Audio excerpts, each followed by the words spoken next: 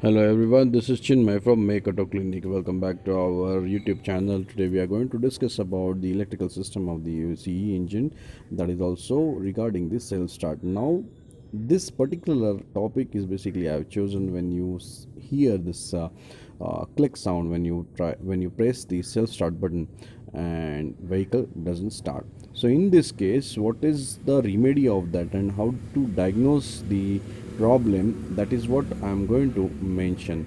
I'm going to demonstrate and going to show you how to diagnose it properly without changing any spare part randomly. So today we have chosen this 350 UC engine basically for diagnostic purpose.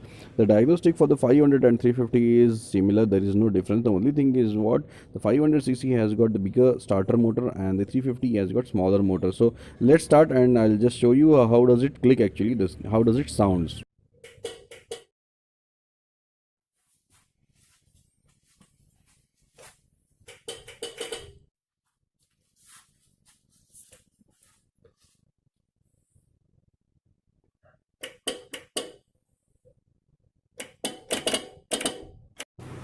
So sound what you heard from solenoid switch. Solenoid switch is basically cell start switch only, which makes the or what we call is relay. There are two different terminology, but the relay is making this click sound. That doesn't mean that your battery is down. You have to check all the parameters before changing any spare part. So the in the parameter, what are the spare parts are involved? Basically, you have to make a flow chart. So there is a logic. So for that, we have to use certain tools. One is load tester, one is the load, then the 10 mm Allen key, and then multimeter and the alternator tester. Multimeter is always important, it's your friend, so always keep it in your workshop or even if you are doing it at home. So never forget that. And then you have to check all the parameters as I said one by one. So first we will be checking whether the alternator and the RR unit is working fine or not, and then we will be taking the load test of the battery. The alternator RR unit, for that we have a special tool which basically gives us reading whether it is perfect or not. Deepak is here to help me out to diagnose this motorcycle. He is doing his internship in the garage. He has already completed his training, so he is enjoying all the field work now. And now we are going to start the diagnostic. So the first thing is that remove the cover, battery panel or the battery cover, and then start the motorcycle and check whether the alternator RR unit is working or not. In the parameters, you have to check basically alternator RR unit, then the battery, then the cell start or the solenoid switch, and the starter unit. In that loop, you will be diagnosing also whether the self start switch is working properly or not. That you will get to know immediately. Now what you see basically on the multimeter is 12.96 voltage. See, there are three things in the battery. One is the voltage, and the second thing is the ampere, and the third thing is CCA rating, that is cold crank amperes. But particularly in our country, we don't get that reading or the number or the specification of the battery properly, so we just have to diagnose whether the voltage and the ampere is proper or not. So right now what we are getting on the screen is that 12.97 is almost voltage is there in the battery, which we are checking it on the multimeter. Then we will be checking that output of the alternator and RR rate. Remember one thing, amperes cannot be checked on this multimeter. You may fry the multimeter if you don't know how to use it. So best is to go for the load tester, which basically is it's a similar tool or the tool which takes all the load. This is the alternator tester, which is going to tell us the RR unit and alternator whether it is faulty or not. Let's start the bike, let's hook up the unit and let's take the reading.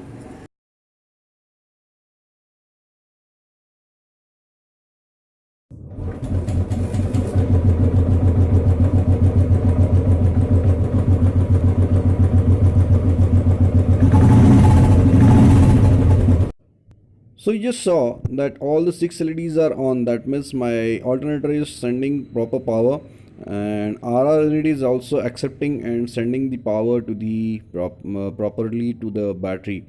There are 6 indicators basically in the unit which shows that if the RR unit is faulty or not. That you have to basically use your logic.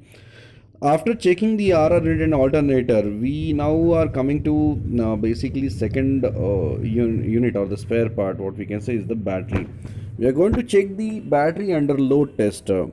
So the load tester is a basically unit which is calculated by the engineers, and which has got a coil inside, which is almost near to the same of load what bike has.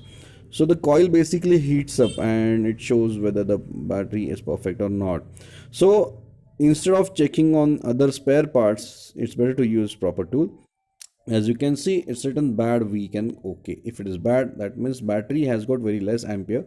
If it is weak, that means some of the cells are fine, some of the cells are weak. If it is okay, that means all the cells are fine, everything is perfect. That means the ampere is perfect. As you can see that I'm getting okay, that means I'm just pressing the button only for few seconds. You don't need to press it for longer time, otherwise the unit will burn.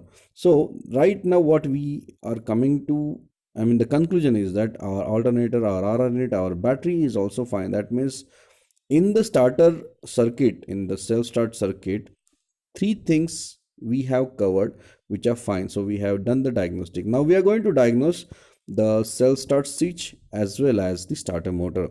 Now as I said that the starter motor is possibly that have some problem, but we have to complete the task, we have to complete the diagnostic. Without that we cannot change anything. So the random changing of any spare part is always costly and it is not a sign of good technician. So to understand all those things, use your logic. Now we are going to open the starter cover which is there on the starter motor. You'll have to use Allen key for that. It has got a dome, Allen bolt or the screw. Just open the cover first, and then you have to disconnect the positive wire of the starter motor, and then you have to check the voltage first. That will show you whether the starter relay is sending proper voltage or not. We have removed the cover. We have to use key, as I said, Allen key, to remove the screw.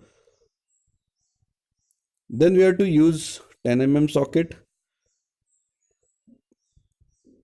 and just disconnect the positive cable or the terminal of the starter motor. Remember, don't forget to switch off the ignition key. Just disconnect the wire from the starter and check the voltage first. Checking the voltage doesn't mean that the starter relay is fine, because voltage is one thing, ampere is another thing. If the starter relay is weak, it may show you voltage, but it is not necessary that it has got a capacity to transfer that much amperes to the starter. Now we are going to check this. Now if you see voltage over here, that means the starter relay is sending the voltage, but we have to check the amperes as well, because it is not necessary. As I said, that if the starter relay is showing you voltage, that means that it can withstand that much amperes or not. You can put the load over there. Right now I am using basically one halogen headlight bulb which is basically 65 watt. So it is, of course it is not equivalent to the starter motor.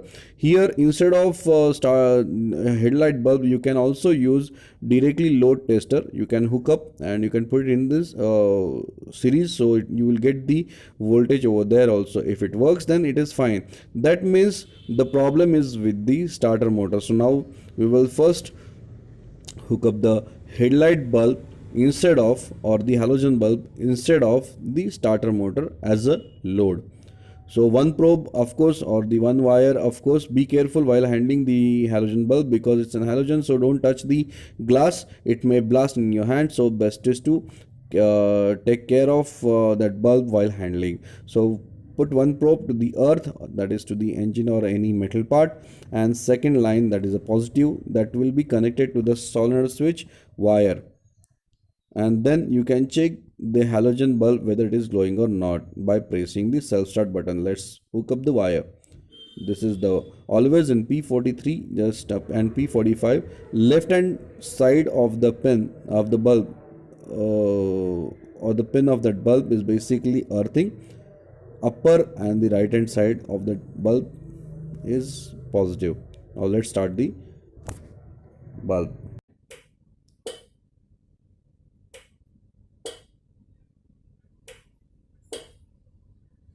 You just saw after pressing the cell start switch the headlight bulb is glowing. That means the solenoid switch has got a capacity to start the starter motor.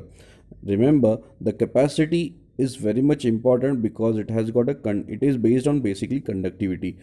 So guys, according to the diagnostic, we came to the conclusion that the starter motor is gone.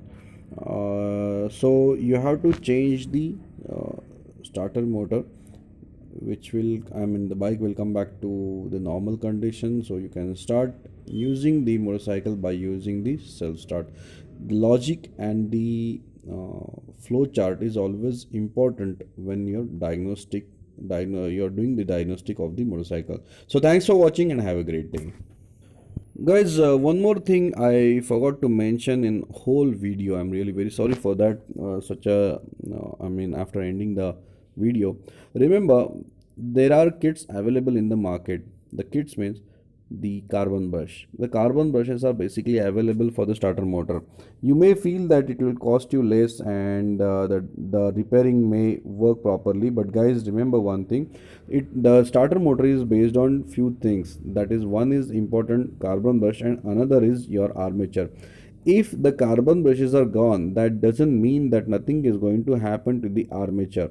So armature is also going to get worn out because of the friction. So the conductivity in between the carbon brush and armature, if it is not there, then the starter motor will not work even if you replace the carbon brushes, because the armature also gets wear out. So the groove which happens because of the friction may not touch the carbon brush, so because of that the starter motor won't work. So it is not necessary 100% it will work. Even if it works, then the life of that armature is already less. So it's always recommend, or the best thing is to replace the spare part whenever you feel the starter motor is gone. Don't try to repair it, it won't work and it won't give you the service for longer periods. So always remember to replace. Particularly some of the electrical spare parts are always, not recommended to repair it. Always best is to replace it, because you may know, you may not knowing about it, I mean the life of that spare part. So the best thing is to replace the spare part rather than the repairing the spare part. I always prefer to replace the starter motor rather than repairing. We have tried and it never works properly. So guys, thanks for watching and have a great day. Stay connected to our YouTube channel and gather a lot of information from our end. Thank you.